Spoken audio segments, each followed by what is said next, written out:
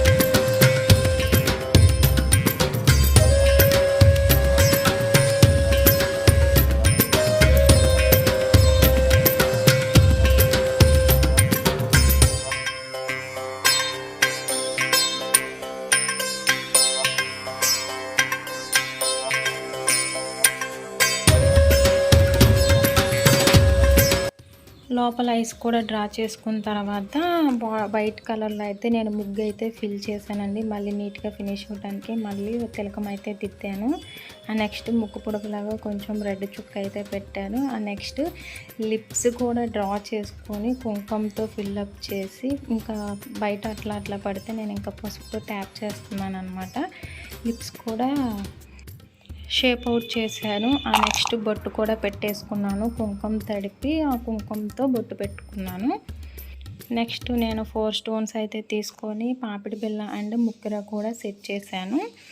తిలకం కూడా తీసుకొని ఫైనల్గా ఇట్లా హెయిర్ కొంచెం బ్లాక్గా కనిపించేటట్టు ఇట్లాగా ఫోర్ హెడ్ మీద అయితే బ్లాక్ కలర్ దిద్దాను.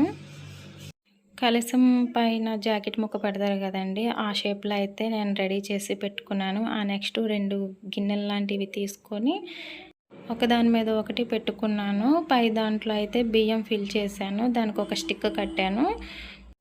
ఒక బ్లౌజ్ పీస్ తీసుకొని కుచ్చిళ్ళు పోసి వీడియోలో చూపిస్తున్న విధంగా అలాగా గిన్నెకైతే సెట్ చేసి పైన బియ్యం పోసుకున్న గిన్నెను అయితే మళ్ళీ సెట్ చేశాను. నెక్స్ట్ ఇంకో బ్లౌజ్ పీస్ తీసుకొని అట్లాగా సన్నగా మడత పెట్టి వీ షేప్లో అయితే వేసి అలా కర్రకైతే బ్యాక్ సైడ్ అయితే వేసాను. నెక్స్ట్ బ్యాంగిల్స్, జ్యువెలరీ కూడా వేసాను. కలసంతో చేసుకున్న అమ్మవారిని అయితే ఇట్లా అయితే సెట్ చేశాను. కుర్చీలు కూడా నీట్గా డ్రాప్ చేసుకొని వడ్డానం కూడా సెట్ చేశాను. లక్ష్మీదేవి అమ్మవారు అయితే ఫైనల్గా ఇలా వచ్చారు. మీకోసం నేను ఫస్ట్ టైం చేశానండి. వరలక్ష్మి వ్రతం చేసుకునే వాళ్ళు ఇలా సింపుల్గా ఇంట్లోనే లక్ష్మీదేవిని అయితే రెడీ చేసుకోవచ్చు. మీకు ఎలా అనిపించిందో కామెంట్ సెక్షన్లో కామెంట్ చేయండి. వీడియో నచ్చితే లైక్ చేసి షేర్ చేయండి. అలాగే సబ్స్క్రైబ్ చేయడం మర్చిపోకండి. Thank you for watching. By.